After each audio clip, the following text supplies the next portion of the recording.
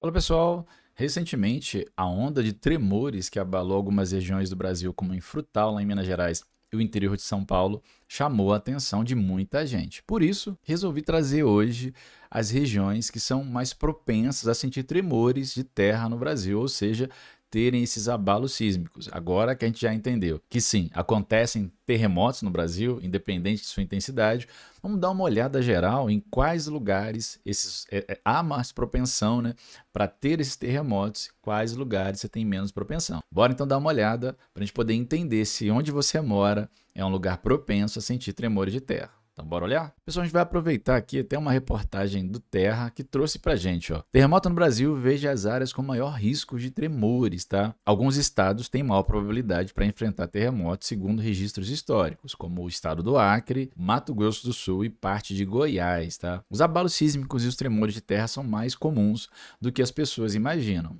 Essa impressão falsa existe porque a maioria dos sismos tem baixa magnitude ou não causa estrago. Não há, no entanto, melhor dizendo, há algumas áreas com maior risco de terremotos e, inclusive, mais graves do que outras no nosso país. Quando se considera apenas terremotos de mais de 5 graus na escala Richter, os que são potencialmente destrutivos pela alta magnitude, mas nem sempre causam tragédias, aproximadamente 20 foram registrados nos últimos anos no Brasil. Olha só, hein, galera? 20, como afirmam os sismólogos do Programa de Pós-Graduação do Observatório Nacional, PPG, para o Canaltech, né, que está fazendo essa reportagem. A grande maioria está concentrada no estado do Acre e nos arredores, conforme indica o boletim do catálogo brasileiro CISBRA. Inclusive, um dos mais recentes foi um terremoto de 6,6 na escala Richter, esse já é bem significativo, tá, galera? Que não causou estragos. Vamos dar uma olhada então nas regiões de maior risco. Vamos olhar se a sua região está dentro disso. Olha aí, que a gente tem as áreas com maior ou menor grau de sismicidade no território brasileiro. Pessoal, esse ponto vermelho vai indicar os lugares mais propensos, o ponto vai diminuindo, são menor propensão a esses sismos, tá? Esse círculo azul vai ser do sismo histórico, tá?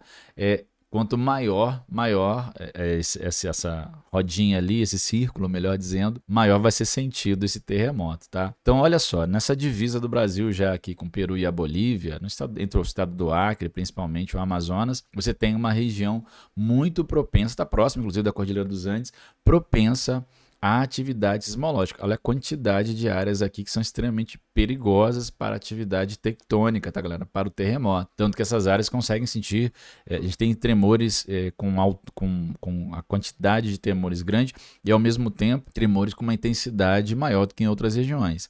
A gente tem aqui também, entre o estado do Amazonas e também o estado de Roraima, uma grande área, concentra também bastante terremotos, sismos. A gente tem aqui no Pará, também uma região, algumas áreas do Pará onde você tem propensão a tremores de terra. Lá em cima, no finalzinho do Amapá também. Você tem no Nordeste brasileiro, a costa nordestina, vários estados da costa nordestina, Ceará, Rio Grande do Norte, até Paraíba, Pernambuco. Você tem alguns aqui que você tem registros históricos ou alguma sismicidade, né? Recentemente tivemos um tremor de terra lá em Maceió, que foi relacionado a uma situação que não é necessariamente geológica em si, mas devido à exploração mineral inadequada, né? Em outro momento a gente fala inclusive sobre isso. Chegamos na Bahia, também tem alguns históricos e algumas regiões ali que pode acontecer. Na região central do Brasil, ó, no Mato Grosso, você tem uma região bem interessante aqui, mais centralizada, onde você tem probabilidades grandes, tá? Ao sul também, no Mato Grosso do Sul também você tem uma área ali bem significativa com alguns históricos e outras propensões para terremotos grandes. Você pegar Goiás, Brasília também tem, parte mais ao sul do Tocantins, Minas Gerais, olha o estado de Minas Gerais. Até o vídeo que a gente trouxe recentemente sobre Minas Gerais, sobre a região de Frutal, ó, olha como essa região, Minas Gerais, grande parcela de Minas Gerais, pelas condições geológicas, é um estado onde você tem muita propensão. Você tem alguns históricos, são esses azuis, mas você tem muitas áreas propensas à atividade tectônica, tremores de terra, tá, galera? O estado de São Paulo, né, e a gente tem alguns históricos importantes, mas várias áreas, você vê que é salpicado ao longo do estado. No Rio de Janeiro, mais no sul do estado do Rio de Janeiro, você tem alguns históricos, a região norte na divisa com o Espírito Santo também alguma coisa, mas mais na plataforma continental ali você tem vários de sismo, mas aí já na região mais oceânica.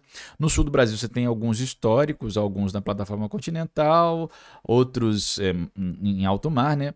Alguma coisa de histórico, mas não tem tanta propensão à atividade de sismo nessas regiões, né? Então, pessoal, olha só, dá uma olhada. Será que a sua região onde você vive está dentro disso? Praticamente todo o território brasileiro você tem algum tipo de sismo. Claro que alguns muito pequenos, quase imperceptíveis, tá? Aqueles menores que 3, por exemplo, que são as menores bolinhas ali, são imperceptíveis. Aqueles de 4, 5, aí já dá para sentir, dependendo de se eles forem mais superficiais. De 6, 5, 6 principalmente, já dá para sentir. E aí você vê que tem vários lugares no Brasil que são bem propensos, tá? Não sei se o seu estado é. A seguir, confira quais são as áreas onde há mais propensão de terremotos de maior magnitude. O Ceará, o estado do Ceará, o estado do Rio Grande do Norte, olha só, o Nordeste brasileiro aí, o norte do Mato Grosso, o Nordeste de Goiás, o Mato Grosso do Sul, o leste do Amazonas, já ali em uma região ali interessante do Amazonas, e também no Acre, né? No Acre também você tem muita propensão, dicas de passagem. Através do mapa dos terremotos registrados no Brasil entre 1720 e 2020, é possível observar que quase todos os sismos que afetaram as regiões sul e sudeste foram de baixa magnitude, ou seja, inferiores a 5. Por isso os estados dessa região não entram na lista de maior risco, tá? Potencial de destruição dos terremotos. Entretanto, como já foi mencionado, as tragédias relacionadas aos terremotos não estão obrigatoriamente conectadas com a sua magnitude. Cuidado, hein? Para os sismólogos do Observatório Nacional, os abalos sísmicos apenas se tornam grandes catástrofes quando há o colapso de prédios e a sociedade está despreparada para lidar com o evento. Para entender o ponto, vale lembrar que comparar, né, os desdobramentos de 2 terremotos diferentes que aconteceram no mundo aí. Registrado no Japão, magnitude 9 na escala Richter em 2011, e no Haiti, magnitude 7 em 2010. Inclusive, daqui isso caiu em questão do Enem, falando sobre esses 2 terremotos aí e a diferença que a gente teve no saldo de pessoas mortas, na destruição. Você vê que tem um de 9 e um de 7.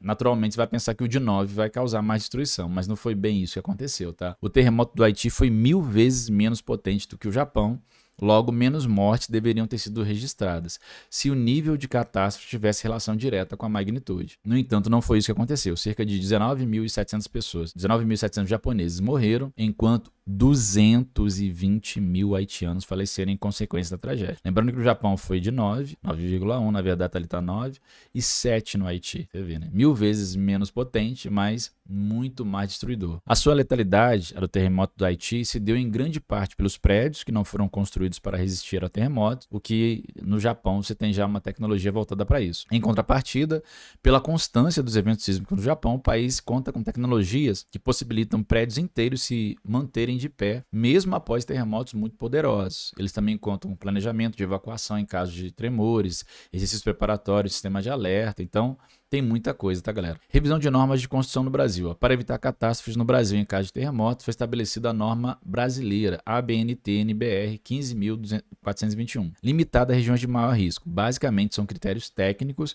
para a construção de estruturas sismo-resistentes, mas que não é válida, por exemplo, entre Goiás e Mato Grosso, e está em revisão. Fora isso, ainda falta preparo para a maior parcela da sociedade para lidar com esses eventos. Pessoal, não é tão simples assim, não, é complicado. Muita gente, a gente normalmente, inclusive nas aulas de geografia, né? Se professor de geografia, a gente fala muito sobre o Brasil estar numa zona sismicamente estável, mas o que não livra ele de ter terremotos. Os terremotos são de pequena magnitude em sua maior parte, mas eles estão aí e vez ou outra eles são sentidos pela população, como foi esse recente que eu fiz o vídeo para vocês. Quem não viu, dá uma olhada lá sobre Frutal, que aconteceu lá em Frutal. Mas eu pergunto para vocês, dá para prever um terremoto? Será que é possível prever? Será que a gente tem tecnologia? Com toda a evolução, será que uma inteligência artificial não pode prever um terremoto? Ou será que no futuro, daqui a algum tempo, será que isso não vai acontecer? Bora dar uma olhada então para ver se isso se é possível isso acontecer, né? Porque tem novidade aí para vocês, tá, pessoal? Com antecedência, a gente tem aqui imagens da destruição provocada por um terremoto, que sempre causa espanto e envolve normalmente milhares de pessoas. Acabei de falar sobre um terremoto aqui que vitimou 220 mil pessoas, outro que vitimou quase 20 mil pessoas no Japão e no Haiti, mas a gente quer saber se de fato dá para prever um terremoto. As principais pesquisas buscam superar esse desafio, porque ainda não é possível prever com antecedência o local nem a magnitude de um terremoto. Então, galera, O que seria prever um terremoto? Para ter uma previsão perfeita de um terremoto, é necessário informar o momento exato do abalo sísmico, o local também deve ser exatamente igual e a magnitude. A gente está trabalhando mais com a escala de momento, né? A escala Richter está ficando num segundo grau aqui, mas a reportagem aqui do canal Tech trouxe como uma escala Richter. Atualmente, mesmo com todos os estudos realizados há anos, ainda não somos capazes de obter respostas para esses três pontos ao mesmo tempo, afirma o grupo de pesquisadores que eles procuraram. A dificuldade está na alta complexidade dos fatores que provocam um fenômeno sismológico, já que os processos envolvidos não são lineares, e isso é complicado, né? Não é tão constante nem tão simples assim. As previsões podem sofrer inúmeras mudanças. Por exemplo, a estrutura geológica de uma região, o que inclui os diferentes tipos de rocha, materiais variando em uma área em profundidade, pode mudar o desfecho de um terremoto. Outro fator é a profundidade que ocorre o abalo. Isso fez com que um terremoto de 6,6 graus não fosse sentido no Brasil. A gente teve, eu até lembro de Frutal novamente, um terremoto de 4,1 foi sentido pela população, registrado em imagem, e o de 6,6 não foi sentido. Então, tem várias coisas que influenciam aqui para determinar o que ele vai ser,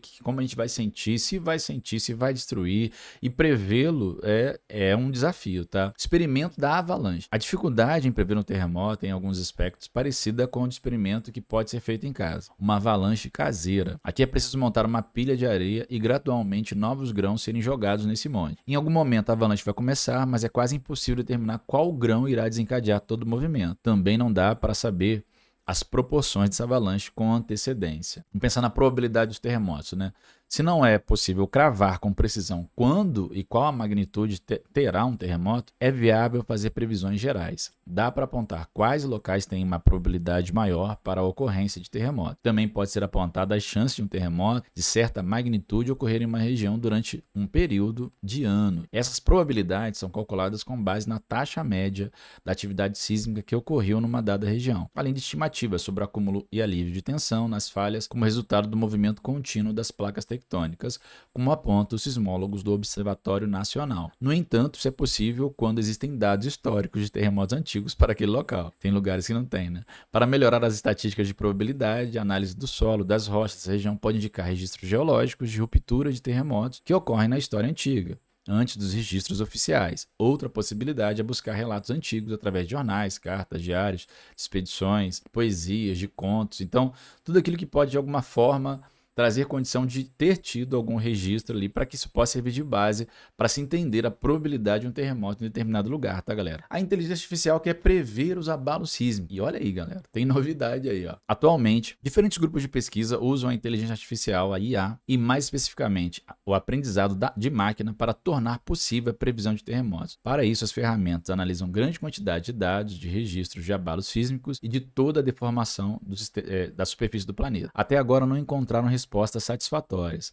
No caso do Observatório Nacional, a equipe não trabalha no campo das previsões, mas na aplicação de física e estatística, busca estabelecer uma correlação entre os mais variados eventos e procura por correspondências entre terremotos e outros sistemas, como as avalanches, as erupções solares, os ciclones tropicais e até os processos que ocorrem no cérebro. Então, pessoal, temos um desafio crescente aí na previsão dos terremotos. Ainda não tem condição de prever, porque são muitos os fatores que levam em consideração isso. A gente até fala, teve até um filme que contou sobre isso, até quem não viu, vale a pena assistir, é o Terremoto, a Falha de San Andreas. A gente sabe que ali naquela região dos Estados Unidos, que está numa falha tectônica, ali vai ter um grande terremoto em algum momento. Inclusive está próximo, pode atingir esse terremoto e provavelmente vai atingir a região de Hollywood e tudo mais, uma região densamente povoada, muito bonita, com milhões de habitantes, economicamente muito importante para os Estados Unidos e que, dependendo de como esse terremoto se der, pode provocar destruição e mortes na escala dos milhões, né? De provocar